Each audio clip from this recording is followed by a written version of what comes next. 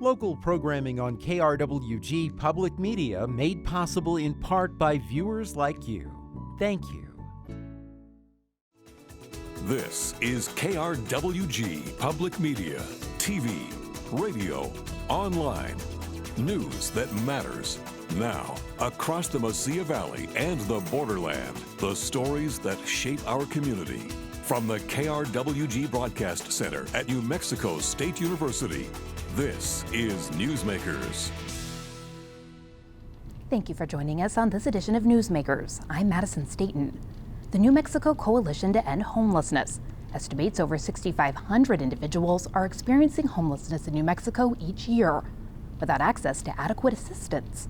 To talk more about this, we're joined by the Associate Director of the New Mexico Coalition to End Homelessness, Mark Oldknow. Thanks for joining us today, Mark.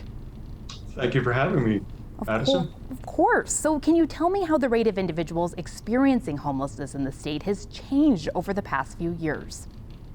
It has increased for a lot of different reasons, some economic, but I think most recently, as we've all experienced, the impact of COVID has driven the numbers up in our state. It destabilizes people's income, their ability to be able to rent and maintain an apartment or a house. So people who have been on the edge have been pushed over because of COVID. I was just going to ask, so how do rates in the state of New Mexico compare to the rest of the country? It's a little tricky to say because in different locales, we measure things in different ways. There's no standardized method of doing all of that count. Plus, it depends on how you define and count homelessness. There's different flavors, if you will, of homelessness. But I think we compare per capita pretty well to the Pacific Coast. You've probably seen pictures of Portland, of Santa Barbara, of Venice Beach. We have similar rates in many of our communities, particularly the larger communities in New Mexico. It's not unusual right now to see people panhandling and trying to raise money on all four corners of the street. Well, has the makeup of our homelessness population shifted significantly in the state? One of the things that I have seen is the rate of family homelessness seems to have ticked up. I think, again, that's probably related to evictions and rental issues exacerbated by COVID. So what do you believe is the pathway to establishing more permanent supportive housing developments in New Mexico? In part, it's legislation. We were very successful in the previous legislative session in getting between $20 to $25 million in recurrent funding to the Housing Trust Fund in New Mexico. That recurrent funding is really, really important. And the reason that it's important is because we can fund nationally through HUD, through other government funders, waivers, so we can provide rental assistance. But if there is no place to exercise that voucher, then a person can wander around homeless with a voucher in their hand instead of actually being able to find a place that they can call home. So building affordable housing is probably the greatest impediment to meeting the increasing homeless need. So what is other action that could be taken to further address homelessness in our state? Well, once again, I think advocacy is really important. It's important to let our legislators, it's important to let our municipal elected officials know that we care about it, that we want to help, that we expect our communities to step forward and help. Not all of the homeless in any given community are from that community, but many are, and there are neighbors, there are brothers and sisters. So I think part of it starts with communicating that we as citizens actually care about this. And we expect our elected officials to help find answers. The downside is if we don't craft the answers ourselves, then I think we end up ultimately falling back on laws We pass laws that restrict homelessness where people can camp. And really, ultimately, that ties our hands in the kinds of options that we might be able to exercise. So rather than seeing it devolve into a legal issue, let's keep it as a social services issue. Let's find out how to work with each other to end homelessness in our communities. So how much would a program like this actually cost? Well, so a lot of it depends upon the scale that you're talking about, whether you're talking about within a given community, but just as a reference point, just a couple of days ago, the housing HUD, the Federal Housing and Urban Development Department, announced several $billion in national awarding for homeless services around the country. New Mexico pulled in for 1 year for 61 projects statewide, a little over $14 million. Now, that's one slice of the federal funding pie that comes into New Mexico. There's other pieces that add to it. It's expensive, but to put it into context, we estimate in the coalition that the cost of housing somebody is about 1/5 of the annual cost of not housing somebody. And the hospital and emergency room visits that they might incur, legal potential issues that they might occur, all by dint of being homeless. So even though it's a lot of money, ultimately it's an investment into our state, into our communities, into our country. So in your mind, what are the top challenges our state faces when seeking to address this? Well, first of all, and I think that this is an issue nationwide, and I alluded to it earlier, is NIMBYism, not in my backyard. It's already in our backyard. We have to we have to get more caring. It's not just a problem that we can push off into a corner and shut a door and it's going to go away. So we have to understand that it's already here. It's part of our community. I think some of the other things that are related to that is we have to build caring relationships. Landlords have to be willing to accept vouchers. Without necessarily setting a second standard for somebody who might be exercising a rental assistant voucher, rather than somebody who's just coming in the regular way to rent an apartment.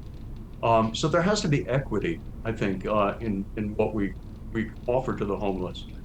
I think the other thing that's very, very important is understanding that there's many different, if you will, flavors or brands of homelessness. There is no one answer that necessarily fits everything. You have families, you have veterans, you have youth. Domestic violence can be considered another aspect of homelessness. And they all require different supports, different kinds of services in order to move somebody from the crisis of the initial homeless experience into the ability to be able to be stabilized and maintain a permanent housing placement. Again, you can't just pull somebody from homelessness, drop them into an apartment, and think that magic happens. They have to be prepared, and all of the different phases of homelessness have different needs in that regard. So what is the key takeaway for our audience to understand about this topic? I think the biggest thing is we have to care. First and foremost, we have to recognize that this is a problem that's not the homeless. It's a problem of us as communities, as a state, or even, again, as a nation. Poverty has existed for a long time. We have enough resources in this country, even in New Mexico, to be able to impact this if we care to dedicate the resources in that direction. So what personal action do you suggest community members take if they want to help? I think first and foremost is let your legislators know that this is something that you care about. Support the development of affordable housing within your communities. Whether this is Section 8 funded housing, whether it's homeless funded housing, whether it's built and funded through the Housing Trust Fund, but we need more place in order to exercise, for instance, the $14 million that I just referred to. It's great to have that money, but if we don't have a place to exercise it, it's just money.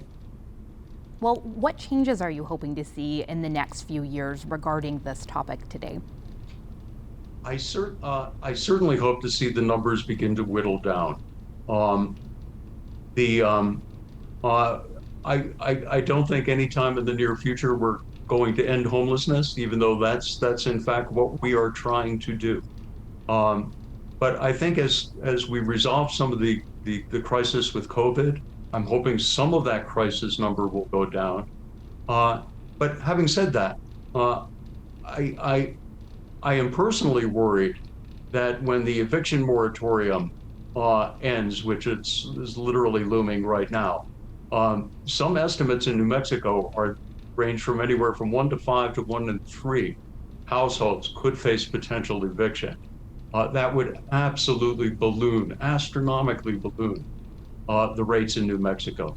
So again, you can see where it requires a system and a community response. Landlords and funders and community advocates who care enough to say that this is how we need to spend our money and understand it as an investment into our communities. Well, what about local municipalities? What action should they be taking? Again, building can go an awful long way. Most municipalities have some access to potential development funds. Working with your developers, working with zoning, so that group facilities, which sometimes are a little bit more efficient, can be developed. Here in Santa Fe, the city has purchased it's not an old hotel. In fact, it was only built 10, 15 years ago, and have turned it over into affordable housing, including a number of the homeless. We're now looking at another large hotel on Cerrillos Road, perhaps going in the same direction. That's increased the amount of available housing that we can exercise. Well, thank you so much for joining us today, Mark. Thank you, Madison. Further efforts to address homelessness are underway at the city level in Las Cruces. At a city council meeting earlier this year, Councilor Joanna Bencomo was one of the city officials who spoke out about the topic. Let's take a listen. I do think it's important that we talk about the systemic failures in our community that have led to increased homelessness or people who have chronic homelessness. And I think it's incredibly important that we maintain a level of dignity and respect towards people who are experiencing homelessness in our community. To talk more about addressing homelessness at the local level, we're joined by the City of Las Cruces Housing and Neighborhood Services Manager, Natalie Green. Thanks for joining us today, Natalie.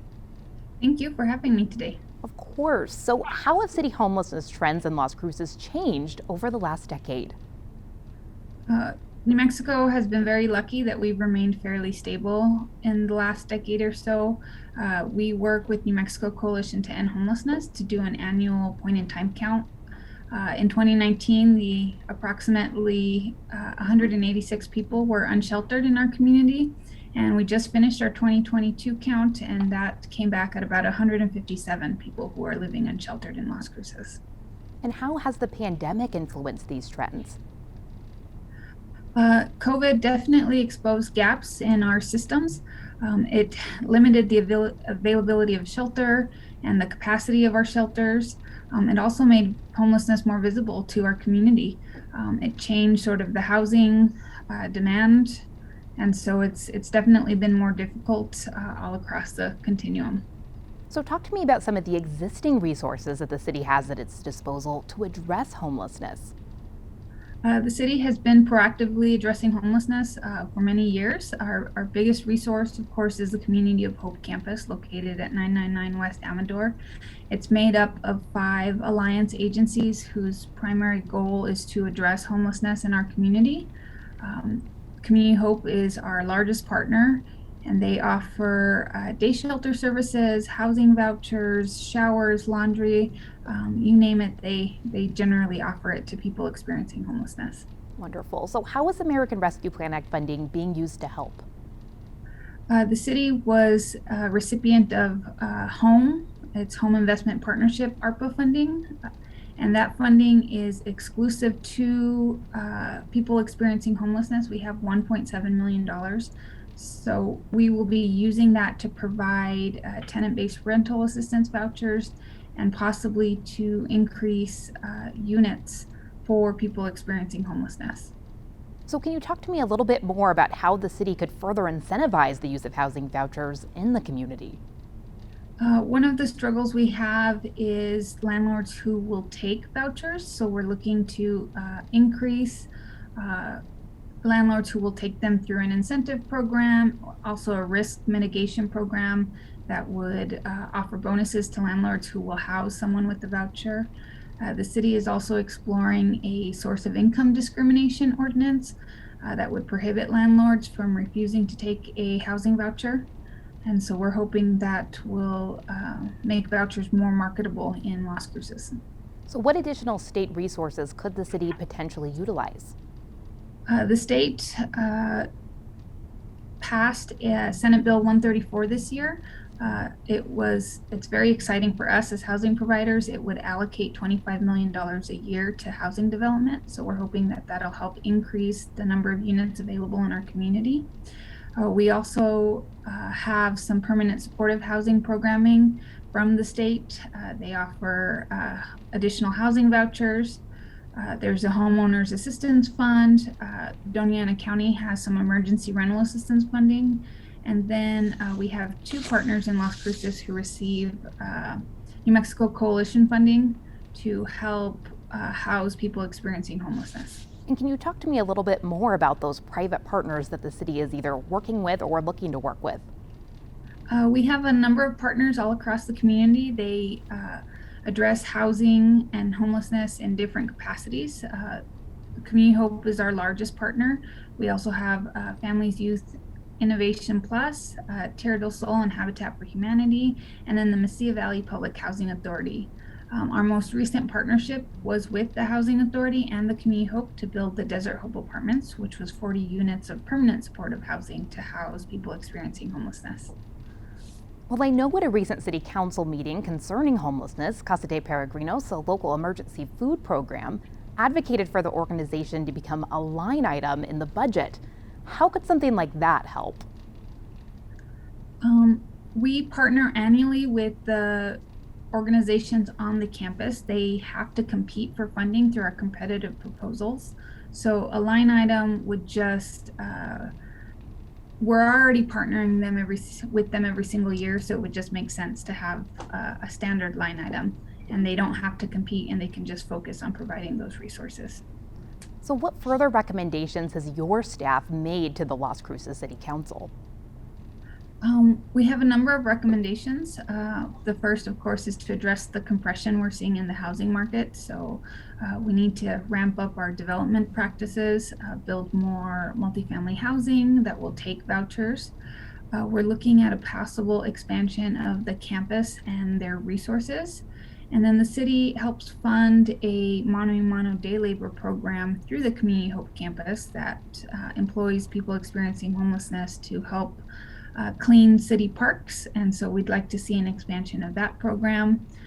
There's a number of, again, the source of income ordinance, some stuff with our new land development code that would increase accessory dwelling units in our community. So homeowners could build a small casita that they could then rent out as income generation.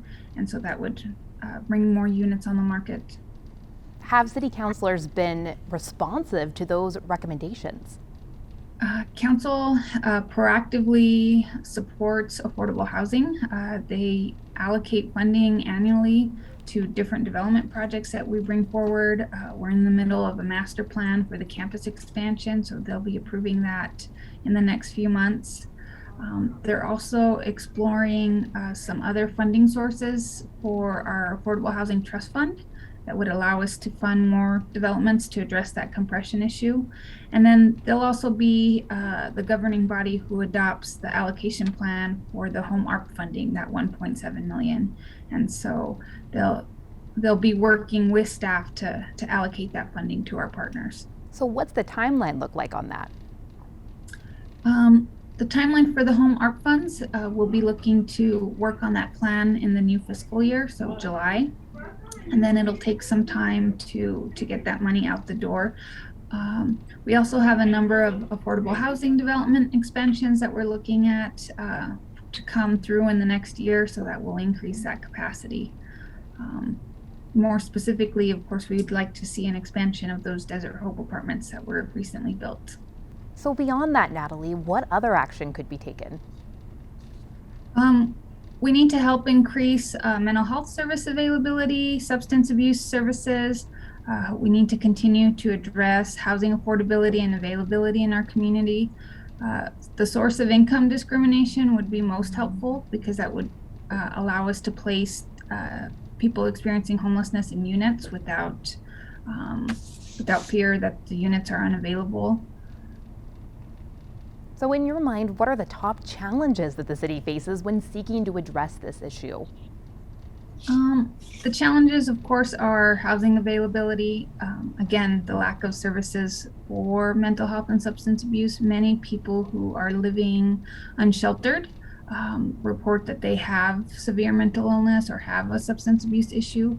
So even if we're able to house them, they may not be successful in housing without those other supportive services. So we'd like to see an increase of that permanent supportive housing that ties housing with supportive services to help them address the reasons that they became homeless in the first place. So over the next few years, how are you hoping that these trends change?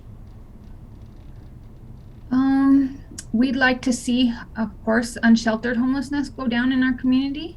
And we'd like to see an increase in affordable housing units. The city has a 5-year goal of building or incentivizing at least 300 to 500 units within the next 5 years. So we'd like to see that come to fruition. And what do you think that our audience needs to most understand about addressing this topic in Las Cruces? I think that Las Cruces needs to understand that homelessness is a living situation. It's not a description of someone's character. It's not exclusive to Las Cruces. It's an issue that's all across the nation. It's a solvable problem with a concerted effort through housing. Affordable and attainable housing is a key component to a healthy community, and that housing is a basic need, and everyone should have access to that housing regardless of their circumstances. So as you're putting together staff recommendations, what was most surprising to you about homelessness trends in Las Cruces? I don't know if anything was very surprising, being that we're sort of entrenched in these issues all the time. I think I was surprised to see that it has been fairly stable, and in fact that it was lower in the last several years, given the attention that it gets from our community lately. I think, yeah. So for those looking to help, speaking of putting more attention on this issue, what can our audience do to help address this issue personally? I think they can become educated about people experiencing homelessness and the sort of what we're doing as a community and what our partners are doing. One of the things I hear a lot is around panhandling. And so understanding that that same dollar that you give to a person experiencing homelessness can be given to a homeless agency, and it has such a broader use and impact. And the other thing is that for every person that you see unhoused in our community, you don't see the other 10 that were housed or the other 20 that were housed through one of our partners.